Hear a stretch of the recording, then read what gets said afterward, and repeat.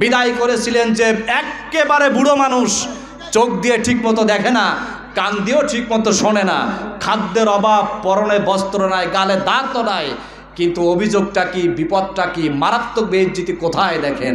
মারাত্মক বেইজ্জতি হলো সে যখন যুবতী মেয়েদেরকে দেখতো, দেখার সাথে সাথে আঙ্গুল দিয়ে খোঁচা দিত। বলেন এটা মানায়? একদম বুড়ো মানুষ, 1-150 বছর বয়স, একটু কাশতে গেলে পায়খানা করে দেয়, হয় না এরকম? সেই মানুষ যদি যুবতী মেয়েদের আঙ্গুল দিয়ে খোঁচা দেয়, জুতা কি পায়ে থাকে? যুবতী মেয়েরা সাথে সাথে পা থেকে জুতা খুলে ওসামারে কায়দা মতন পিঠা মাটিতে একদম অজ্ঞান করে রেখে দিত। আর ওসামা লোকদেরকে ডেকে ডেকে বলতো, মানুষেরা আমার বিরুদ্ধে তোমরা অভিযোগ করো না, আমাকে খারাপ বলো না, আমার তাকদিরে যা আছে তাই হচ্ছে, আমি যা কামাই করেছি আসমান থেকে তাই নাজিল হচ্ছে। এই জন্য আমার প্রিয় সাথীরা চিন্তা করতে হবে, এই পৃথিবীতে আমার কি আছে? কিছু যদি একটু থাকে, দাপটে পাগল হয়ে যাওয়া ঠিক হবে না, কারণ এই পৃথিবীর শক্তি এক সময় শেষ হয়ে যাবে, মানুষের চিন্তা শক্তি এক সময় শেষ হয়ে যাবে, রাষ্ট্রীয় পাওয়ার শেষ হয়ে যাবে, দুনিয়ার যত জাগতিক চাহিদা আল্লাহ তাআলা দিয়েছেন তা আল্লাহ বন্ধ করে দিবেন।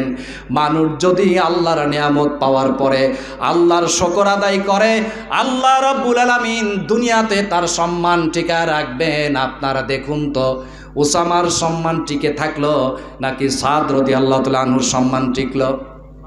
হযরতে সাদের সম্মান আল্লাহ টিকায় রেখেছেন এইভাবে করে। দুনিয়াতে আল্লাহর প্রিয় বান্দাদের ঘাড়ে যারা লাগে, আল্লাহ পাক তাদের মর্যাদা পৃথিবীর জমিনে টিকায় রাখছেন, কিয়ামত পর্যন্ত রাখবেন।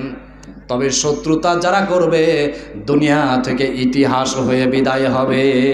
কি বলেন, হবে না? আপনারা কি বলতে পারেন এই পৃথিবীতে, এই পৃথিবীর শ্রেষ্ঠ জালিম ছিল ফেরাউন, নমরুদ।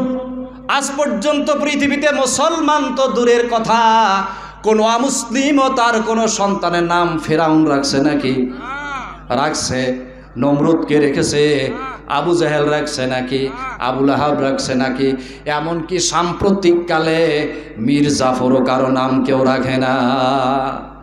মীর জাফরও নাম কেউ কারো রাখবে না, কারণ যারা মানুষের সাথে চূড়ান্ত দুশ্মনী করে এই পৃথিবীর রঙিন ইতিহাসে তারা ইতিহাস হয়ে থাকে।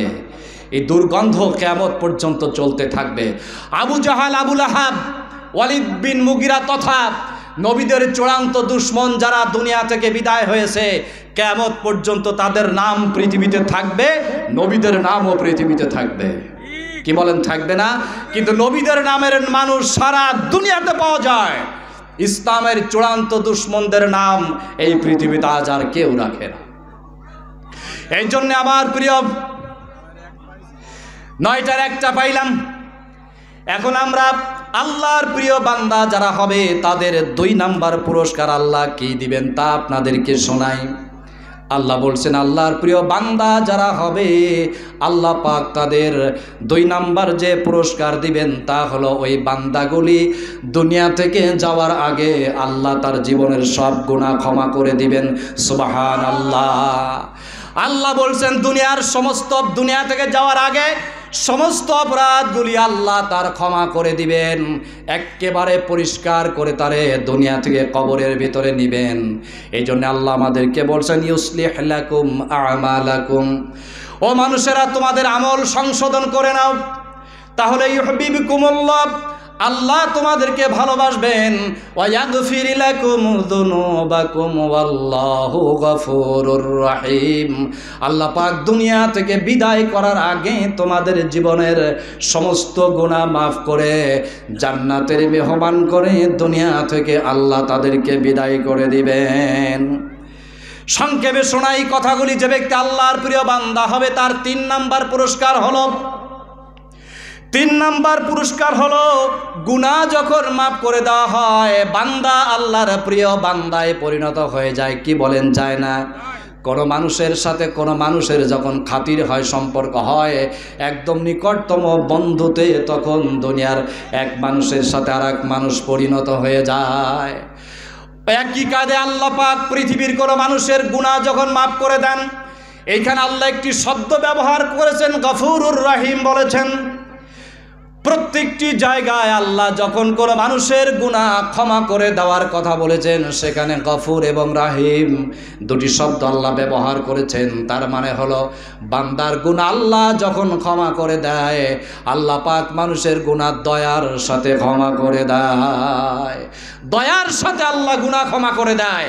আর মানুষ যখন মানুষের গুনাহ ক্ষমা করে দেয়, অপরাধ ক্ষমা করে দেয়, প্রতিশোধ নেওয়ার ধান্দা তলে তলে থাকে। কি বলেন, থাকে না?